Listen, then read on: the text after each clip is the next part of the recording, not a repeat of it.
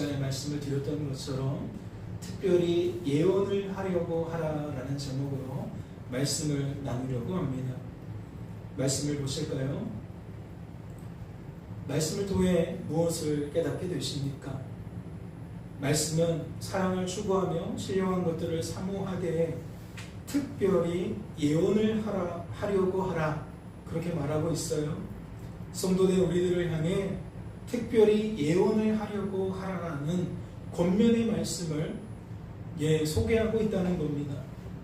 그렇다면 묻지 않을 수 없어요. 말씀은 어째서 성도된 우리들을 향해 이와 같이 권면하였을까요? 특별히 예언을 하려고 하라는 권면의 말씀을 소개했냐는 겁니다. 도대체 이 말씀이 담고 있는 의미가 무엇이길래 말씀은 성도된 우리들을 향해 이와 같이 권면했냐는 거죠. 이를 알기 위해 우선은 본문 말씀의 구조를 생각해 볼 필요가 있어요. 말씀을 보세요. 세 가지 개념을 등장시키고 있는데 세 가지 개념을 어떻게 엮어가고 있습니까? 사랑을 추구하며 신령한 것들을 사모하되 특별히 예언을 하려고 하라라고 되어 있어요. 다시 말해 말씀은 각각의 개념들을 하며 하되 하라라는 표현을 통해 소개하고 있다는 거죠. 이건 어떤 특징을 나타내는 겁니까? 말씀에 소개된 이 각각의 개념들이 연속성을 가지고 있다는 것을 나타내는 겁니다.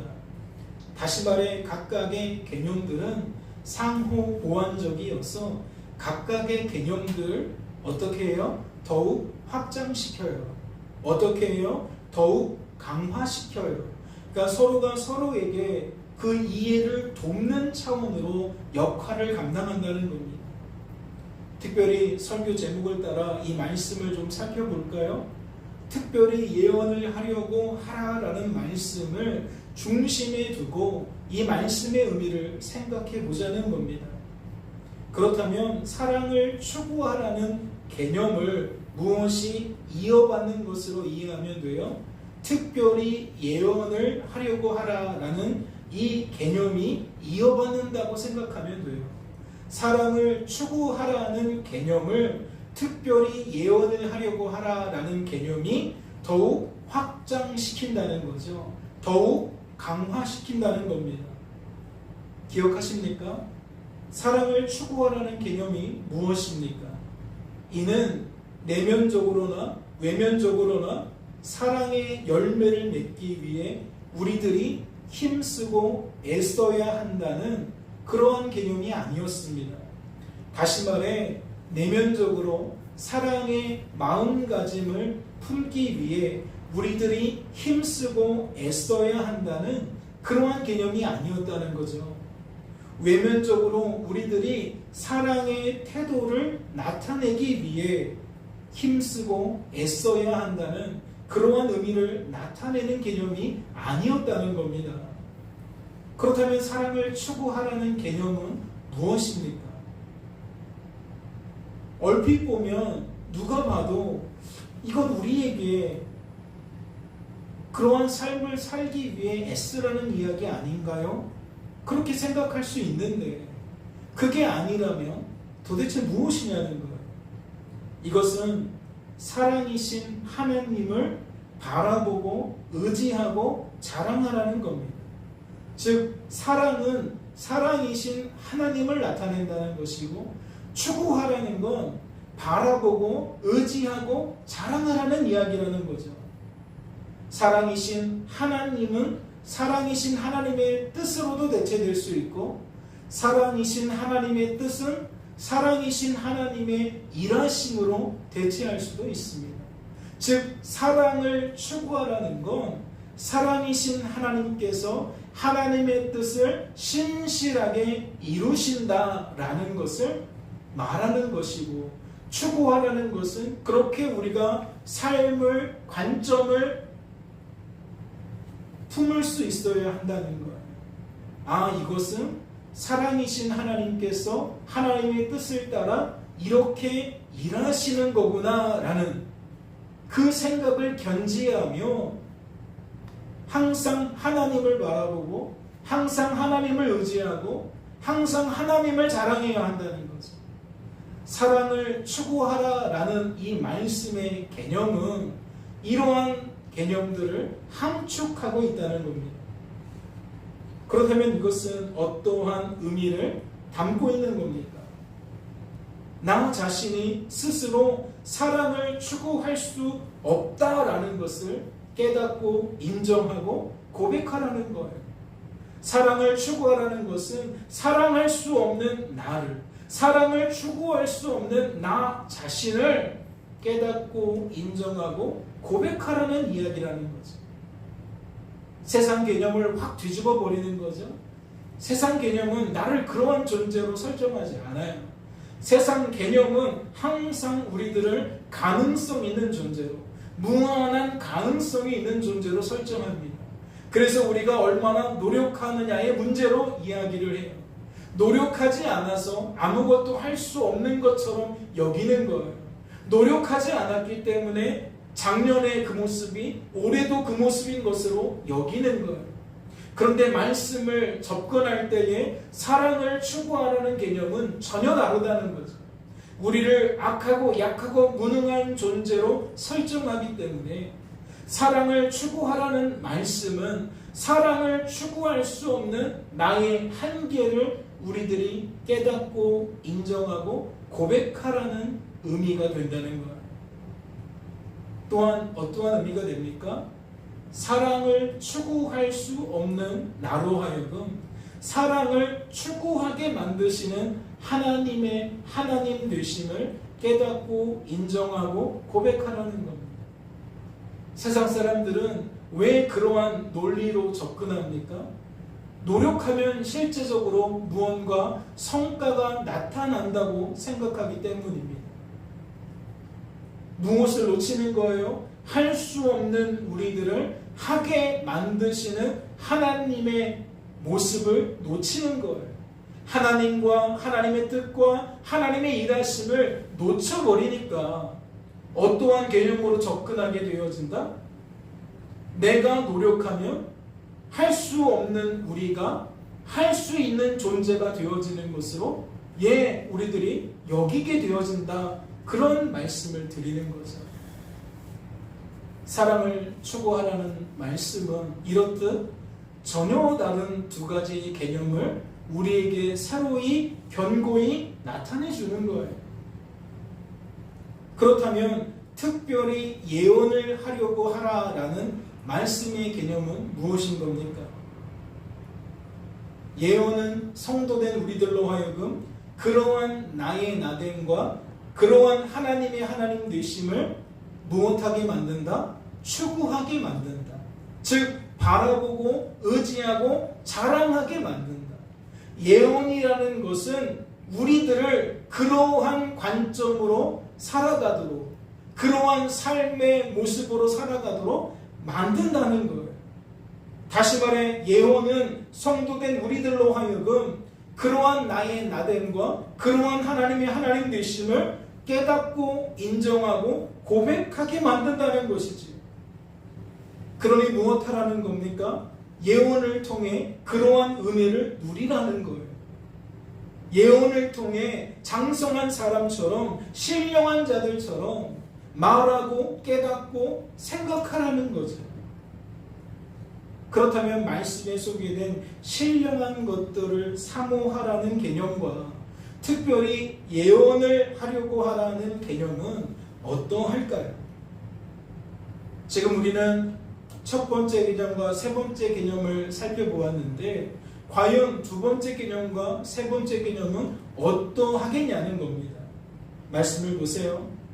그러므로 내가 너희에게 알리노니 하나님의 영으로 말하는 자는 누구든지 예수를 저주할 자라 하지 아니하고 또 성령으로 아니하고는 누구든지 예수를 주시라 할 수 없느니라. 말씀은 신령한 것들을 어떻게 소개합니까? 하나님만 하나님이심을 나타내는 것으로 소개해요. 신령한 것들 그 자체가 무엇을 담고 있느냐?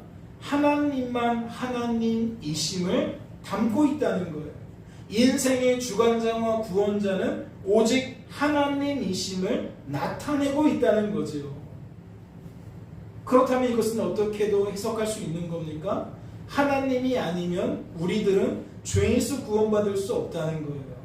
하나님이 아니면 성도된 우리들은 성도다운 삶을 살아갈 수 없다는 거죠.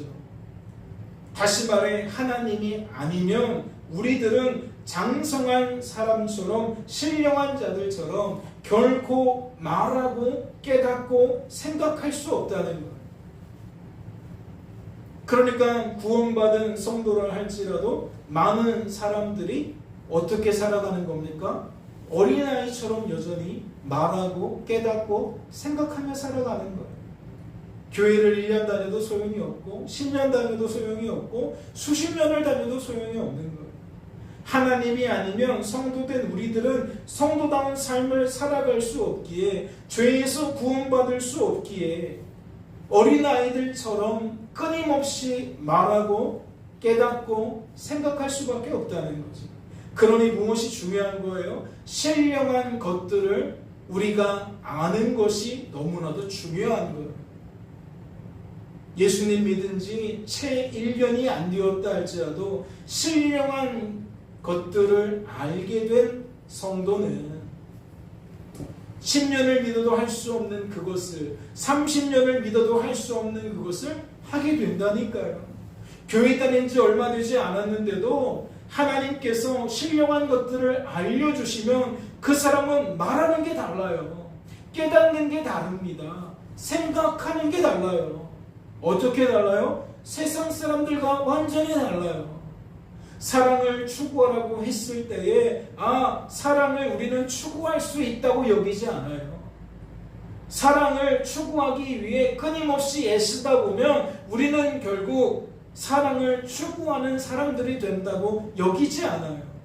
철저하게 우리들은 추구할 수 없는 자로 여기고 하나님이 은혜 베푸시면 추구하게 되는 것으로 여긴다는 거죠. 그러니까 그 사람은 말할 때 남들과 다른 거예요.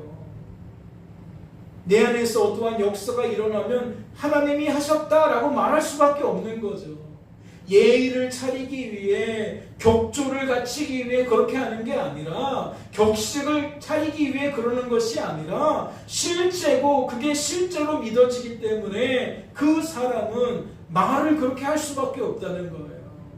어떠한 일을 경험할 때에 그렇게 깨달아질 수밖에 없다는 것이고 어떠한 것을 보게 되어질 때에 그렇게 생각되어질 수밖에 없다는 겁니다.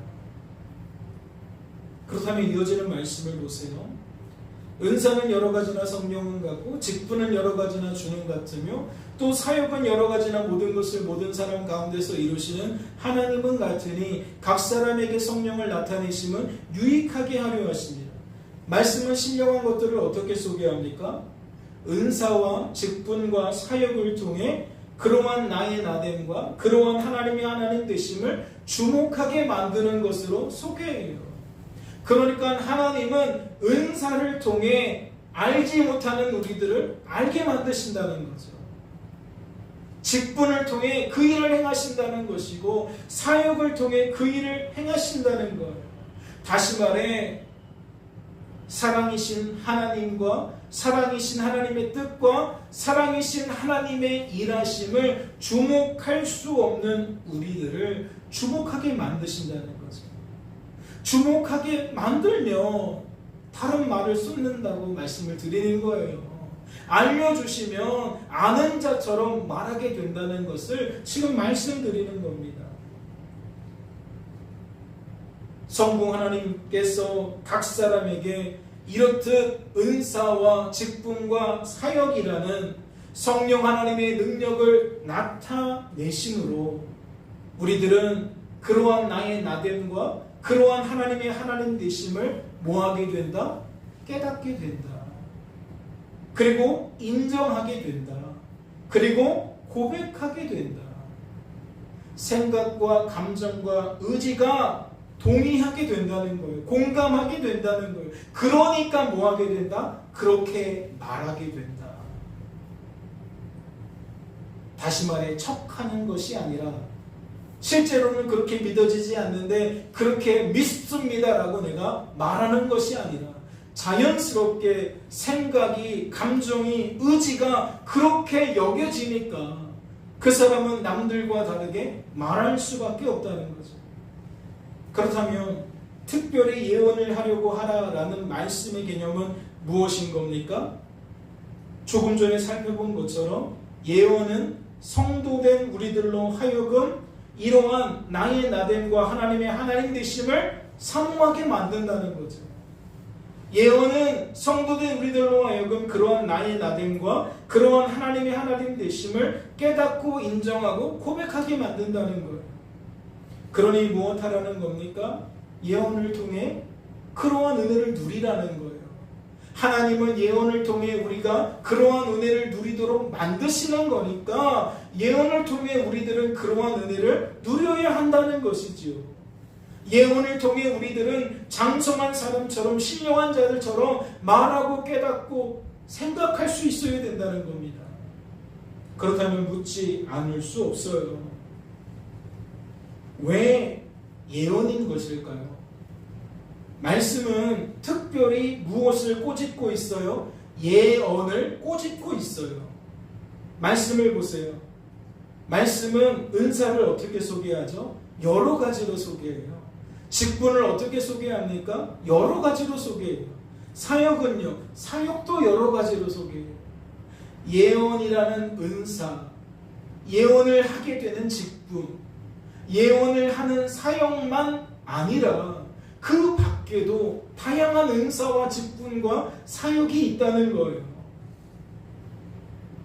이는 무엇을 방증하는 겁니까? 우리들은 예언을 통해서만 그러한 은혜를 누리게 되는 게 아니라는 거예요. 예언을 통해서만 장성한 사람처럼 신령한 사람들처럼 말하고 깨닫고 생각하게 되는 게 아니라는 거죠. 다른 은사와 직분과 사역을 통해서도 우리들은 그러한 은혜를 누릴 수 있다는 겁니다. 그렇게 말하고 깨닫고 생각할 수 있다는 거지요.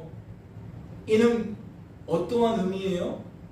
특별히 예언을 강조할 필요는 없다는 겁니다. 다른 것으로도 하나님은 그리 만드실 수 있으니 굳이 예언을 강조할 필요는 없다는 거죠. 그런데도 말씀은 어떻게 하고 있는 겁니까? 특별히 예언을 강조하고 있는 거예요. 다양한 은사와 직분과 사역이 있는데 다양한 것들을 제쳐두고 예언을 강조하고 있다는 거죠. 그렇다면 묻지 않을 수 없습니다. 말씀은 왜 예언을 특별히 강조한 걸까요? 예언을 통해 누리게 될 은혜가 다른 은사와 직분과 사역을 통해 누리게 될 은혜보다 비교할 수 없을 만큼 크기 때문일까요? 상대가 안 될 만큼 강하기 때문일까요? 풍성하기 때문일까요? 말씀을 보세요. 방언을 말하는 자는 사람에게 아니하고 하나님께 하나니 이는 알아듣는 자가 없고 영으로 비밀을 말함이라. 그러나 예언하는 자는 사람에게 말하여 덕을 세우며 권면하며 위로하는 것이요. 말씀을 통해 무엇을 깨닫게 되십니까? 말씀은 방언과 예언 중에 특별히 예언을 강조했다는 것을 깨닫게 되십니까? 그러니까 이런 얘기예요. 말씀은 여러 가지 은사와 직분과 사역 중에 특별히 예언을 강조한 게 아니라 방언과 예언 중에 예언을 강조한 것임을 깨닫게 되냐는 거죠. 그렇다면 이것은 무엇을 의미하는 겁니까?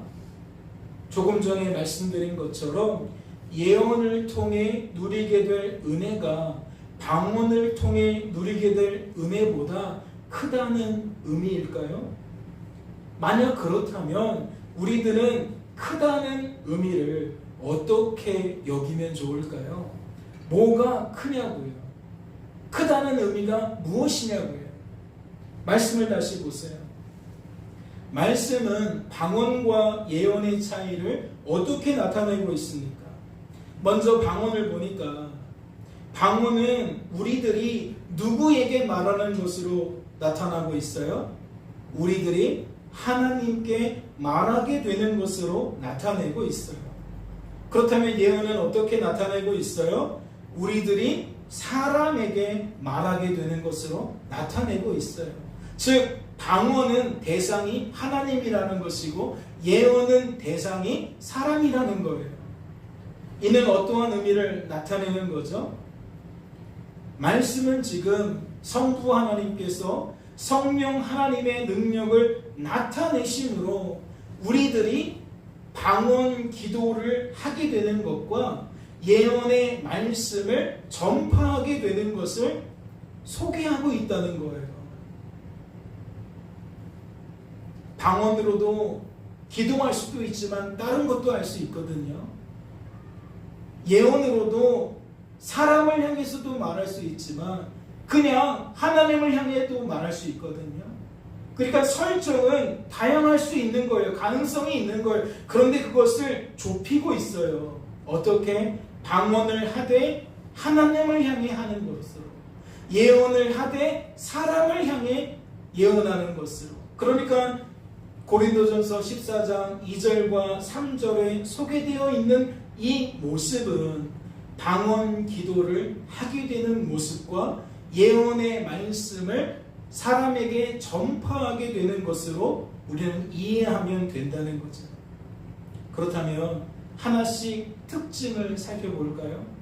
말씀은 방언 기도를 하게 되는 것의 특징을 어떻게 소개하고 있습니까? 말씀을 보니까 알아듣는 자가 없는 것으로 소개하고 있어요. 이는 누가 알아듣지 못한다는 의미일까요? 방언 기도하게 되는 대상이 하나님인 것을 감안할 때에 우선은 방언으로 기도하게 되는 사람이 자신이 하고 있는 그 말의 의미를 알아듣지 못한다는 것으로 이해하면 좋을 것 같습니다. 그 기도의 소리를 누군가가 들을 수도 있잖아요. 그렇죠? 나는 오직 하나님을 향해서만 그렇게 기도하고 있는 것인데 이 소리를 누군가도 들을 수 있단 말이에요. 그러면 그 누군가도 어떠하다는 거죠? 저 소리가 무슨 뜻인지 의미인지 알아들을 수가 없다는 거겠죠. 다시 정리해 볼까요? 알아듣지 못한다는 것이 방언 기도의 특징인데 누가 알아듣지 못한다고요? 첫째는 방언 기도를 하는 사람이 그 말의 의미를 알아듣지 못한다는 거예요. 둘째는 방언 기도하는 소리를 듣게 되어지는 주변 사람들 역시 그 의미가 무엇인지 알아듣지 못한다는 거예요. 그렇다면 묻지 않을 수 없어요. 그 이유가 무엇이죠? 말씀을 보니까 그 이유를 어떻게 소개합니까? 방언 기도는 나의 영이 성령 하나님의 능력을 따라 성부 하나님께 비밀을 말하는 것이기 때문이라고 소개하고 있어요. 즉 비밀이라는 것은 감추어졌다는 것이잖아요. 그러니까 감추어졌기 때문에 알아들을 수가 없다는 거예요. 그렇다면 그 결과가 무엇이겠습니까?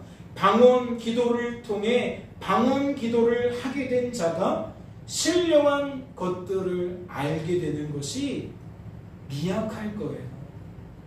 우리는 지금 그 주제로 말씀을 살펴보고 있잖아요. 말씀을 통해 하나님이 지금 바라시고 원하시는 건 신령한 것들을 성도된 우리들이 반드시 알기를 바라신다는 거예요. 그런데 방언 기도를 지금 어떻게 소개하고 있느냐?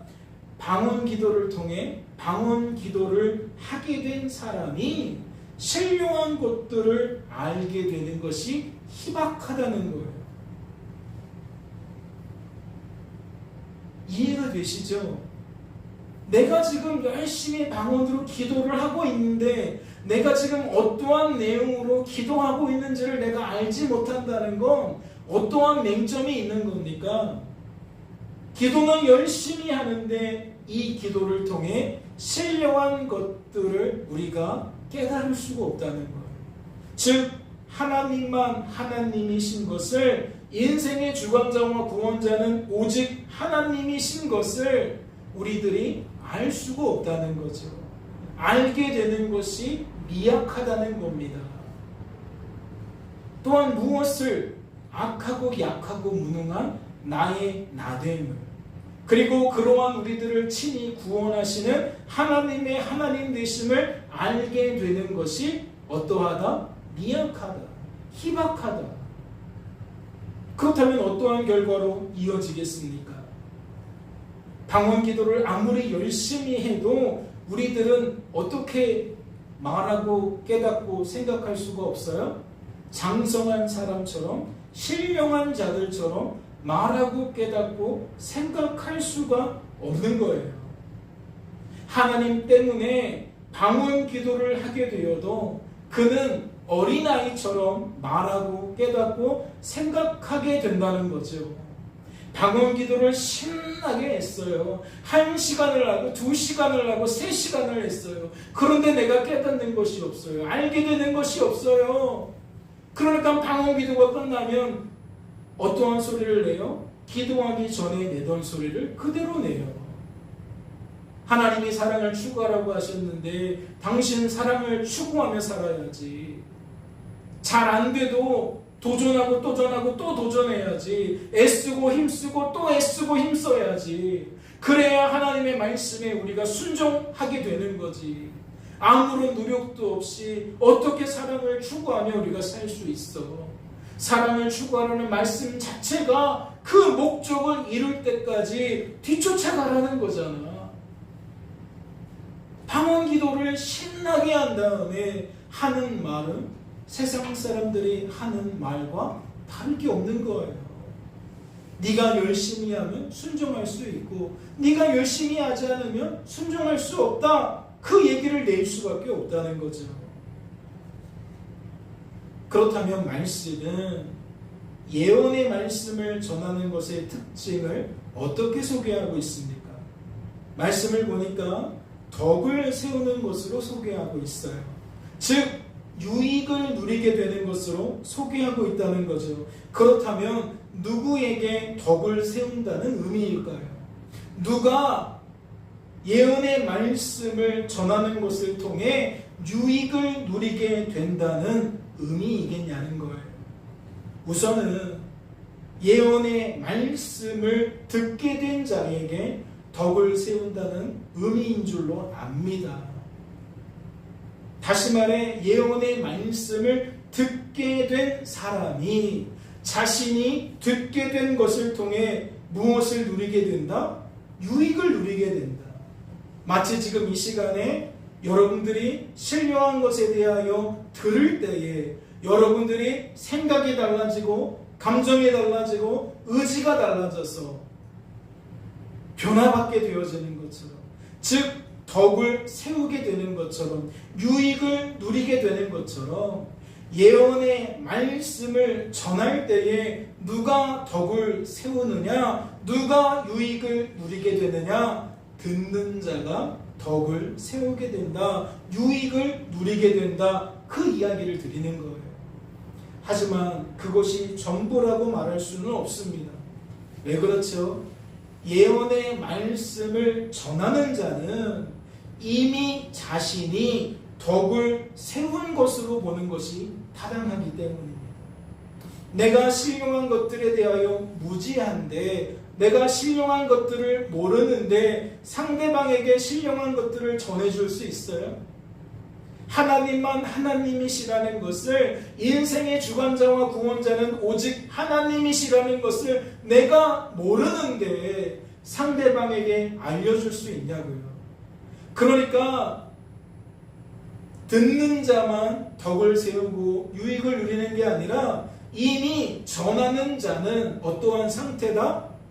덕을 세운 상태다. 유익을 누리고 있는 상태다.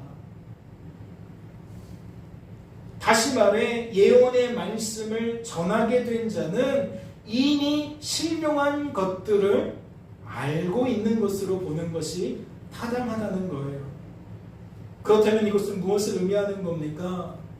먼저 알게 된 사람이 아직 알지 못하는 사람에게 신령한 것들을 전한다는 것이고, 아직 알지 못하는 자는 먼저 알게 된 자를 통해 신령한 것들을 듣게 된다는 거예요. 그래서 어떠한 결과로 이어진다는 거죠? 전하는 자와 듣는 자가 이제는 함께 알게 된다는 거예요.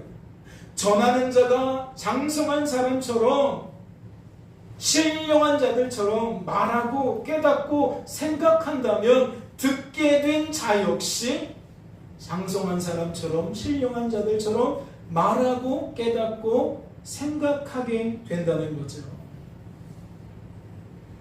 때로는 권면하는 모습을 통해 신령한 것들이 전달되어 함께 알게 된다는 것이고, 때로는 상대방을 위로하는 모습을 통해 신령한 것들이 전달되어 함께 알게 된다는 겁니다. 말씀을 보실까요? 방언을 말하는 자는 자기의 덕을 세우고 예언하는 자는 교회의 덕을 세우나니. 말씀을 통해 무엇을 깨닫게 되십니까? 방언 기도를 하게 된 자는 자신의 덕을 세우고, 예언의 말씀을 전하게 된 자는 교회의 덕을 세우게 된다는 것을 깨닫게 되십니까? 그렇다면 이것이 의미하는 바가 무엇일까요? 우선 예언의 말씀을 전하게 될 때에 나타나는 유익은 자신을 세울 뿐만 아니라 타인을, 즉 내가 아닌 우리를 함께 세운다는 의미일 테니까, 이는 조금 전에 살펴본 것과 대동소이하죠. 크게 다를 게 없어요. 유사합니다. 예언의 말씀을 전하게 될 때에는 신령한 것들을 아는 자가 더욱 많아진다는 거예요. 두 사람이 모인 곳에 전하게 되면 두 배로 늘어난다는 것이고, 세 사람이 모인 곳에서 전하게 되면 세 배로 늘어난다는 거죠. 그러니까 예언의 말씀을 전하게 되면 듣는 자들이 함께 세워지기 때문에, 함께 유익을 누리게 되기 때문에 그 수가 점점점 많아질 수밖에 없다는 거예요. 그렇다면 상대적으로 방언 기도를 하게 될 때에 나타나는 유익은 어찌 보아야 될까요? 말씀은 방언 기도를 하게 되는 것의 유익을 어떻게 소개하고 있습니까? 타인의 덕은 세울 수 없지만, 교회의 덕은 세울 수 없지만, 누구의 덕은 세울 수 있어요? 자신의 덕은 세울 수 있어요. 이는 어떠한 의미를 나타내는 거예요?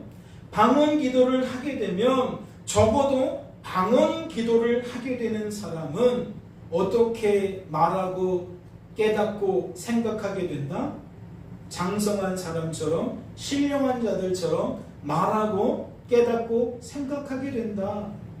비록 타인을, 교회 공동체를 그렇게 만들 수는 없지만 적어도 자신은 그러한 변화를 겪게 된다는 이야기입니다. 그렇다면 이것은 무엇을 의미합니까? 조금 전에 우리가 2절 말씀을 살펴보면서 정리한 내용을 조금 수정해야 된다는 거예요. 조금 보완해야 된다는 겁니다. 다시 2절 말씀으로 돌아가 볼까요? 2절 말씀을 통해 우리들이 낸 결론이 무엇입니까? 조금 전에 우리들은 이 말씀의 의미를 어떻게 풀었냐는 거예요. 방언 기도를 하게 된 사람은 자신이 하고 있는 방언 기도가 어떠한 의미인지를 알지 못해서 신령한 것들을 아는 것이 미약하다, 희박하다, 그리 설명을 드렸어요. 그렇죠? 그런데 지금 4절 말씀은 어떻게 소개하고 있다는 거예요? 아니다. 방언으로 기도하게 되면 자기의 덕을 세우게 된다 라고 소개하고 있다는 거예요. 차이가 무엇인지 아시겠어요? 우리는 조금 전에 방언으로 기도하는 것이 우리들로 하여금 장성한 사람처럼, 신령한 자들처럼 말하고 깨닫고 생각하는데 큰 도움을 주지 못할 것이다 라고 정리를 했는데, 4절 말씀을 보니까 그렇지 않다. 방언으로 기도하게 되면 적어도 자신은 그러한 유익을 얻을 수 있다, 그러한 덕을 세울 수 있다라고 말하고 있다는 거예요. 그러면 뭐 해야 돼요? 절충을 해야 돼요. 상호 보완해야 돼요. 그러면 우리들은 2절 말씀을 어떻게 이해하면 좋을까요? 4절 말씀의 근거에서 그 갭을 누가 줄여주느냐? 방언으로 기도하게 만드신 하나님이 줄여주는 것으로 이해해야 되는 거예요. 비록 우리들은 방언으로 기도하게 되어질 때에 내가 하는 기도의 소리를 알아들을 수도 없지만 하나님은 알아들을 수 없는 우리들을 거저주지 않으신다는 거죠. 하나님이 직접 우리에게 그 의미를 풀어주신다는 거예요. 풀어주신다는 의미는 알게 만드신다는 거죠. 그러면 어떠한 방식으로 알게 만드시겠어요? 내가 지금 나도 모르는 소리로 계속 기도하고 있을 때에 그 의미가 무엇인지 하나님이 차곡차곡 풀어주심으로써 알게 될 수도 있고, 내가 지금 방언으로 하는 기도의 소리를 하나님 상관없이 그냥 내 마음속에 하나님의 신령한 것들이 무엇인지 깨닫게 만드시는 것으로도 이해할 수가 있는 거예요. 이해가 되십니까? 방언으로 기도하게 될 때에 하나님은 직접적으로 그 소리를 풀어서 알려줄 수도 있고, 그 소리와는 상관없이 다른 형태로 다른 모습으로 나에게 신령한 것들을, 즉 비밀을 풀어주실 수 있다는 거예요. 그러니까 방언으로 기도하는 것이 유익이 없다, 유익이 작다라고 말할 수는 없다는 거죠. 왜요? 하나님이 유익하게 만드시니까, 하나님이 그 갭을 줄여주시니까. 하지만 명확한 것은 무엇이에요? 방언으로 기도하는 것과 예언의 말씀을 전하게 되는 것은 차이가 있다는 거예요. 5절 말씀을 보면 이러한 차이가 더욱 분명해진다고 생각합니다. 말씀을 보세요. 말씀은 지금 어떠한 소리를 내고 있습니까? 방언 기도를 하게 되는 것을 통해서나 예언의 말씀을 전하게 되는 것을 통해서나 무엇이 가장 중요하다는 거예요? 우리들이 신령한 것들을 알게 되는 것이 가장 중요하다는 거예요. 다시 말해 은사와 직분과 사역을 통해 무엇이 가장 중요한 것이냐? 우리들이 장성한 사람처럼 신령한 자들처럼 말하고 깨닫고 생각하게 되는 것이 가장 중요하다는 거예요. 그렇다면 우리들은 방언보다 특별히 예언하기를 원한다는 이유를 어떻게 여겨야 합니까? 방언보다 예언이 더 많은 사람들을 장성한 사람처럼 신령한 자들처럼 말하고 깨닫고 생각하도록 만들기 때문인 것으로 여겨야 하는 거예요. 다른 차이가 없는 거예요. 방언으로 기도하게 되는 것은 나만 알게 되는 것인데, 예언의 말씀을 전하게 되는 것은 알게 된 나를 통해 아직 모르는 많은 사람들이 알게 되는 것이니, 가장 중요한 것은 알게 되는 것이 중요하다고 그랬잖아요. 그러니까 한 사람이 아는 것보다 더 많은 사람이 알게 되는 것이 더 큰 유익이 있는 것으로 지금 말씀을 소개하고 있다는 거죠. 확실히 정리가 되셨습니까? 방언으로 기도하는 것이 못한 게 아니고 예언의 말씀을 전하는 것이 늘 언제나 옳은 것도 아니에요. 결국 무엇이 나타나야 된다는 거예요?